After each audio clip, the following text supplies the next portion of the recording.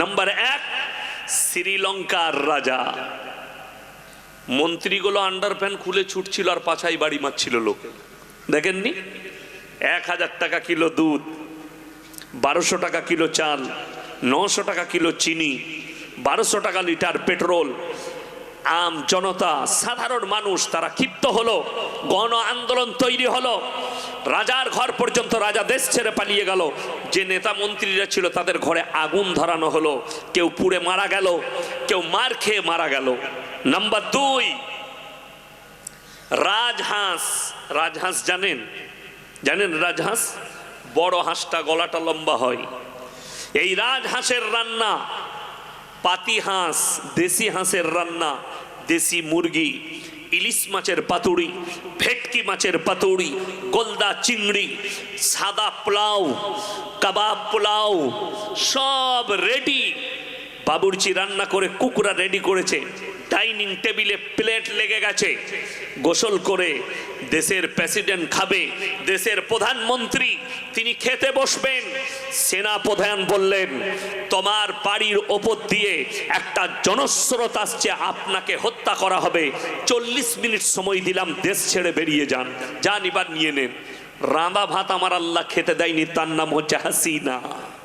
জোরে বলুন সুবহানাল্লাহ। জালিম 416টা আলেমকে খালি হত্যা করেছে সে। আল্লাহ দেশ ছাড়া করেছে জালিমকে, রাঁধা ভাত খেতে দেয়নি, বেজ্জতির সঙ্গে পালিয়ে আসতে হয়েছে। নাম্বার 3, বাশার আল আসাদ, সিরিয়ার বাদশা, 27 বছর দামেস্কের মসজিদে নামাজ হতে দেয়নি। যে মসজিদে আল্লাহ তাআলা ঈসা মসিহকে নামাবেন, ইমামতি করবেন, সেই মসজিদে 27 বছর নামাজ হতে দেয়নি। এই বাশার আল আসাদের গোডাউনে 4.5 কোটি টাকার গাড়ি রাখা আছে। সে কোথায় পালিয়েছে তার পরিবার নিয়ে, আল্লাহ ছাড়া কেউ জানে না কোথায় লুকিয়ে আছে। তার নাম আল্লাহ। নিজের মাল ভোগ করতে পারেনি, দেশ ছেড়ে পালিয়েছে। মসজিদে নামাজ শুরু হয়েছে। নাম্বার 4, নেপালের রাজা, নেপালের প্রধানমন্ত্রী পালিয়েছে না পালাইনি? একজনকে দেখলাম পানিতে পানিতে ছুটছে, যুবকরা তার পেছু পেছু ছুটছে, আর পাছাই বাড়ি মারছে, খালি হাত বুলাচ্ছে। আমি কত ভালো লাগছে দেখ। জনগণের মার তড়ি পাহাড়, বড় কষ্ট লাগে। ওই জন্যে কেউ যদি নেতা হন, কেউ যদি মন্ত্রী হন, মুসলিম কোন যুবক যদি নেতা হও, মন্ত্রী হও, এমএলএ হও, এমপি হও, কিন্তু যদি জালিম হও, জেনে রেখে দিবে আল্লাহ জালিমের পতন নিয়ে এসছে। আর জালিম দিকে আল্লাহ বেজ্জতির সাথে মৃত্যু দেয়, আর বেজ্জতি করে। কেউ জালিম হবেন না, বলুন ইনশাআল্লাহ। যাদিকে দেখছেন বর্তমানে যারা রাষ্ট্র নেতা, যারা নিজেদিকে শক্তিশালী বলছে, আপনার বাংলাদেশের যিনি এখন দেশ চালাচ্ছেন ডাক্তার ইউনূস, তার বয়স 80 বছর। কত বললাম? 80। আমার বয়স হচ্ছে 39, পেরিয়ে 40-এ পা দেবো জানুয়ারি এলে। তাহলে আমার থেকে বয়সে ছোট না বড়? বড়। তার সঙ্গে আমাকে লড়াই যদি লাগিয়ে দেন হাতে হাতে, সে জিতবে না আমি? কথা বলেন। আমি জিতে যাব। 80 বছর বয়স, ঠেলে দিলে পড়ে যাবে। কিন্তু তার কাছে শক্তি কি আছে? তার সামরিক শক্তি আছে, তার ডিফেন্স সিস্টেম, তার মিলিটারি, তার বডিগার্ড, এইগুলো হচ্ছে তার শক্তি। ইতিহাস খুলে দেন, মুর্শিদাবাদের মাটিতে 1000টা দৌড়ের বাড়ি দাঁড়িয়ে আছে। লালবাগে নবাব সিরাজউদ্দৌলার বাড়ি। তার ঘরে ঘুরতে গিয়ে ভেতরে ঢুকে দেখে আসুন, তার যে তলোয়ারটা ছিল, এখনকার যুগে আমাদের মতো 4টা মরদু ওই তলোয়ার তুলতে পারবে না। 70 কেজির ওপরে ভারী। টিপু সুলতান হায়দ্রাবাদে তার তলোয়ার রাখা আছে 1 কুইন্টালের ওপরে ভারী। যে তলোয়ার দিয়ে তারা যুদ্ধ করত, আল্লাহ কত শক্তি দিয়েছিল। তারা শুধু সামরিক শক্তি নয়, আল্লাহ তাদেরকে শারীরিক শক্তিও দিয়েছিল।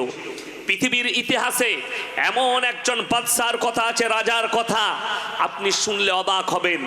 অর্ধেক দুনিয়া দখল করেছিল, তার নাম হচ্ছে আলেকজান্ডার। ইতিহাসের পাতায় নাম আছে। যে দেশে আক্রমণ করত সেই দেশ দখল করে নিত। এইভাবে অর্ধেক দুনিয়া দখল করেছিল তার শাসনকাল, এবং সে ছিল একজন মারাত্মক যোদ্ধা। তার তলোয়ারের সামনে পৃথিবীর কোনো যোদ্ধা টিকত না, এত বড় যোদ্ধা ছিল। তার মৃত্যু হয়েছে বিষ পান করে। আপনি বলুন তো, এই রাজাগুলো আছে না অস্তিত্ব মিটে গেছে? কথা বলেন। তাহলে কোরআন কত সত্য। মানুষ হচ্ছে অসহায় আর দুর্বল। টাকা আছে, সম্পদ আছে, শক্তি আছে, বল আছে, দল আছে, সব আছে। আল্লাহর কসম, তোমার বডিগার্ড তোমাকে ঘিরে রাখবে। ইমানদারির সঙ্গে বলুন, এত বডিগার্ড, এত সুরক্ষা, আল্লাহর কসম, মালাকুল মউত এলে কেউ আটকাতে পারবে? জোরে একবার বলুন সুবহানাল্লাহ। এইখানেই তো দুর্বল। তোমার কাছে আল্লাহ মালাকুল মউত পাঠালে, কোরআনে আছে ওয়ান্নাজিয়াতি গরকম। আমি আল্লাহ কসম খাচ্ছি, আমার ওই ফেরেশতার গরকম। লোককে যদি বলি চুরি,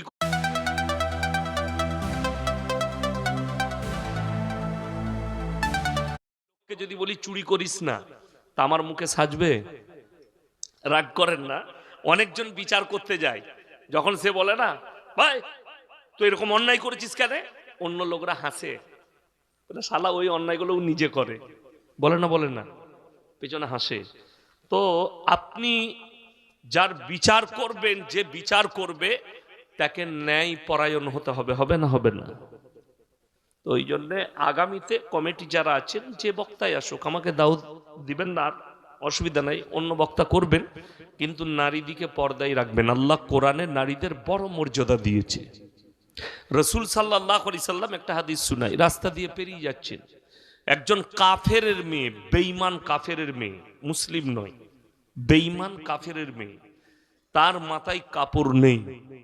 রওয়ায়াতে আছে নবীজি সাল্লাল্লাহু আলাইহি সাল্লাম মাথার পাগড়িটা খুলে তার মাথায় চাপালেন। সাহাবীরা বললেন, হে আল্লাহর নবী, এটা তো কাফেরের মেয়ে, বেঈমান। নবীজি বললেন, আমি নারীদের মাথা ঢাকতে এসেছি, খুলতে আসিনি। জোরে বলুন সুবহানাল্লাহ। এরপর আপনি ভেবে দেখুন, আল্লাহর নবী যদি একটা বেঈমান কাফেরের মেয়েকে ঢাকার কথা বলে, তাইলে একটা ইসলামে যারা আছে, যারা মুসলিম মুমিনা, তাদের পর্দাটা কতটা গুরুত্ব আছে ইসলামের শরিয়ায়, এতটুকু বলে এরপরে আমি বক্তব্য শুরু করছি। আল্লাহ মানুষকে, নারী পুরুষকে পাঠিয়েছেন, আমাদেরকে পাঠিয়েছেন। পৃথিবীর যতগুলো সৃষ্টি দেবে বা যাহারা খারাপ কাজ করবে, আল্লাহ তাদেরকে তিরস্কৃত করবেন। সবাই বুকে হাত দিয়ে বলুন, আমরা সবাই আল্লাহকে বিশ্বাস করব ইনশাআল্লাহ। জোরে বলুন তো ইনশাআল্লাহ। হ্যাঁ, আল্লাহকে বিশ্বাস করি।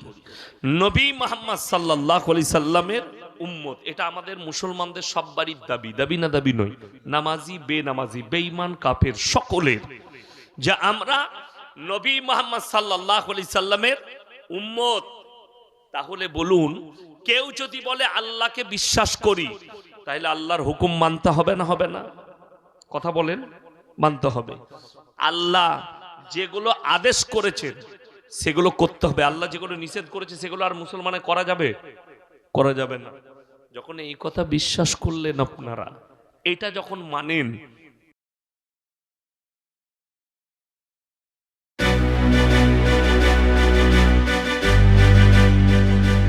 আসন্ন ত্রয়োদশ জাতীয় সংসদ নির্বাচনে বগুড়া ৬ এবং ঢাকা ১৭ আসনে প্রতিদ্বন্দ্বিতা করবেন বিএনপির ভারপ্রাপ্ত চেয়ারম্যান তারেক রহমান। এ উপলক্ষে নির্বাচন কমিশনে জমা দেওয়া